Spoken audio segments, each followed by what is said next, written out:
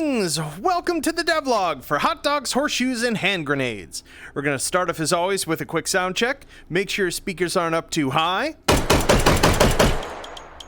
Wonderful.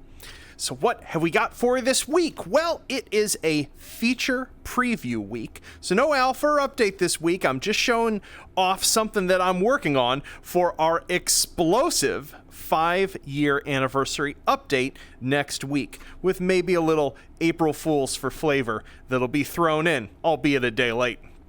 So this week's feature preview that we're going to be taking a look at is a long-needed sort of revamp of the way one of the namesakes of the game works. And yes, that is grenades. So let's take a look. I've got a few new ones, part of a large set that is going to be coming that I can show off some of the changes for you.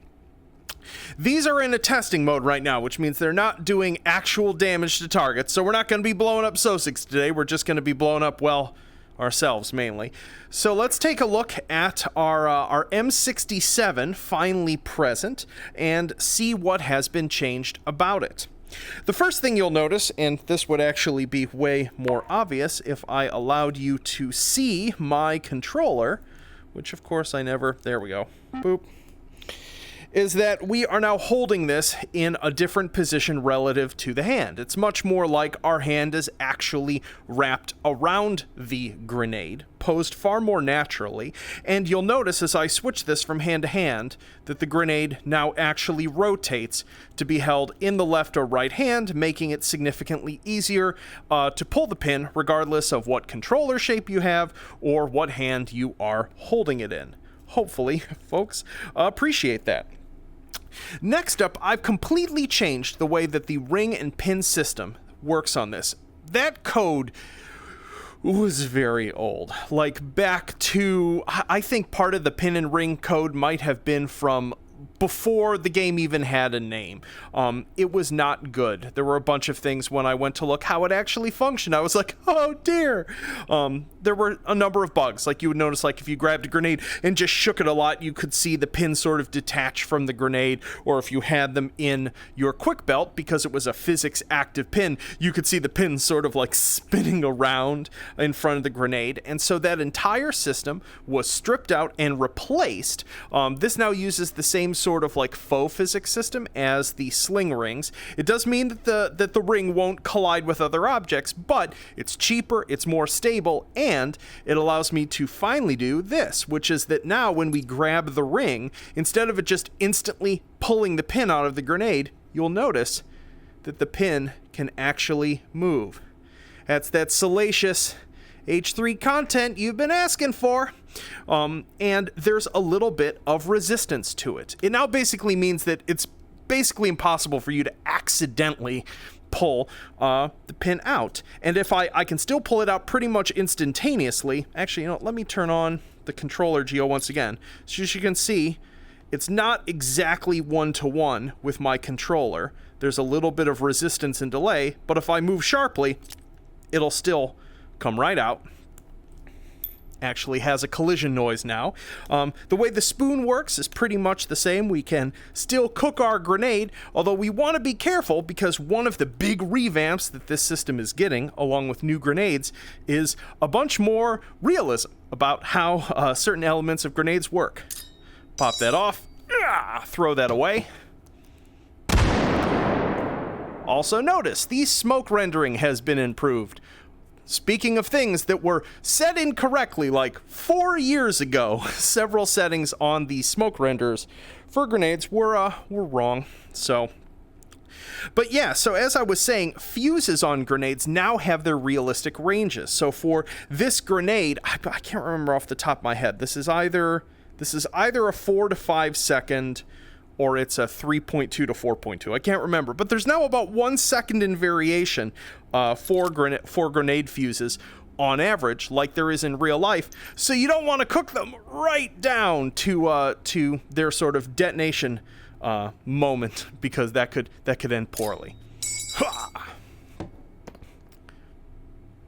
Yeah, one has a fairly long fuse. So other things that have been added that are really data driven from real world grenades. You'll notice that grenade actually went decently far. The throw distance magnitudes of grenades is now based in a sort of clamped range on their real world mass, which is going to matter once you see next week just how many new grenades are coming. And this means that sort of like your big, heavy World War II and World War I era grenades will not go as far. Like if you're hucking like a Mills bomb compared to something like an M67 or some of the even smaller grenades. Oops. Not good to accidentally drop one of those on the ground. The other thing is that we're also getting pinned impact grenades. So this is the RGO grenade, looking cool. And the way these work, and I'm also fixing like the number 69 impact grenade, is that in real life impact fuses tend to take a little bit of time to arm. They usually have like a weight in a string that comes off or some other sort of mechanism that prevents them from, say, if you pull the pin and drop it right to the ground, having it immediately explode. So you'll notice when I take this, I'm going to throw this at the ground. It's not going to explode, and then I'm going to pick it up real fast and throw it far away because the timed fuse will still go off. So in this case, if I go like that, let's get rid of you. You'll notice it actually exploded on impact the second time it hit because it had actually been in the air long enough for that impact fuse to arm, so there should be a lot less unfortunate accidents when using impact grenades. A lot of these changes are about, in a big way, trying to make grenades more viable and useful and interesting for those of you who are playing them in the more sort of competitive modes of H3. Here's me just throwing the impact grenade correctly the first time. Wonderful. Let's see. Up next, there are going to be some improvements to smoke grenades. This is a CN gas one from World War II, I believe. This is the Mark V, and just one note, not that much smoke comes out of this because once again I'm just testing. I wanted it to be closer, but you'll actually notice they make a sound when they go off that had been missing from before. Walk.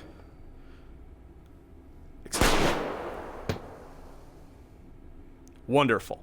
So we actually have a detonation sound and a loop that plays while it is gassing out.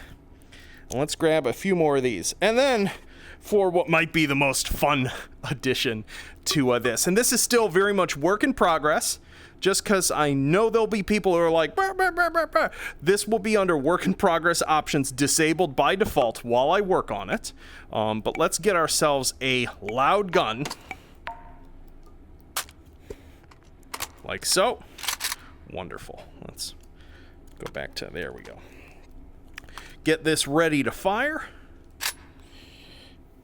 Put that there. Pull a pin out. Now this is not going to blow me up because I have damage disabled on them, but this is to have a maximum effect. So you might be asking, like, well, if you were close to one of these exploding in real life, that would be pretty overwhelming.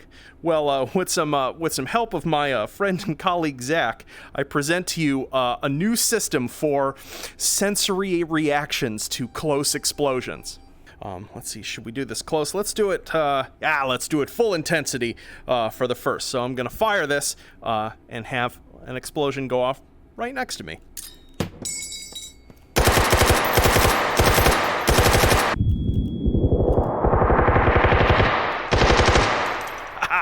Wonderful. So as you can see there, it's several sort of layered effects. And note, this looks and feels different in HMD than it does in video for, obvious reasons. The screen is right in your face. So you get this sort of momentary soft vignetting that occurs, a sort of distortion that sort of pushes the image slightly back into you, and a bunch of audio manipulation, low passing, little bit of echo. There's one other thing I did and I can't remember. Oh, and the sort of like tinnitus sound, which is lower pitched than a real life one and way shorter because that sound gets irritating super fast. So I wanted to hint at it, but not have it play so long that you're like just constantly hearing, a beep sound because that gets super tiresome.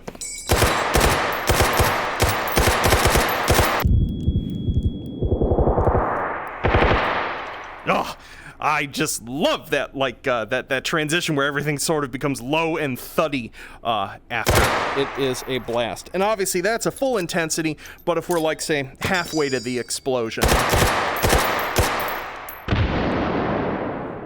Obviously I wasn't firing because I ran out of bullets, but you get the picture. It's sort of, it occurs less intensely. I am playing around with all of the different ways that this effect is used, that it isn't just for, say, explosions, but other super loud sounds in the game. I don't know if I like it yet, and let's see here, I think I have it enabled for something like the 50. I can't remember actually what I have it set for. It definitely goes off for things like the M72 here. Watch it, I'm gonna have it accidentally disabled and look like a numbskull. So let's see if it goes off here. Awesome. So there, you see it sort of partially went off. It didn't, the way the effect works is it's almost like a long animation curve that has sort of several state transitions with it. So this detonating partially engages that auditory manipulation and that visual effect, but it doesn't take it all the way to 100% intensity, and so like the tinnitus effect doesn't kick in, but it's still there to momentarily tweak you know, the sounds of things in low pass. Let's see if this is this in here? Nope, I think I disabled it for the rifle because actually having that effect tied to something semi-auto was just, it was not that fun. Oh, but if you oh, let's do this. If you do it with, say, the MGL here and a couple grenades, you can get.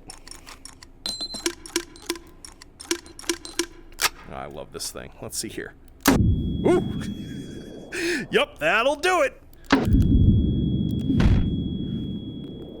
So, dialed up a little too intensely there, clearly. It's really challenging to get the correct sort of factors for sort of like how close relative to an explosion should something pop in. Let's see here.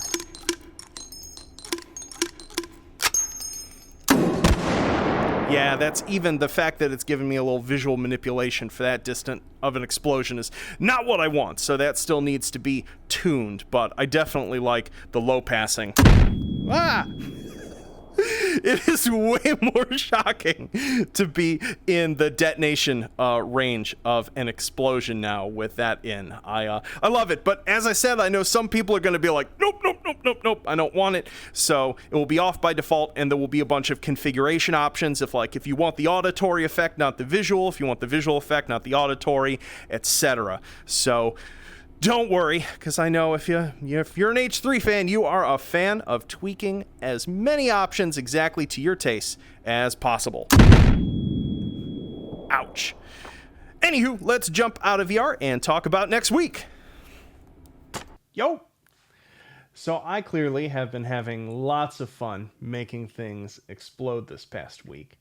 It's been really fun to sort of like dive back into a bunch of super detailed research on a subject. Obviously, there haven't actually been that many different types of grenades in H3, which is funny given that, you know, it's right in the title and it's been 5 years. But I have finally circled back to it.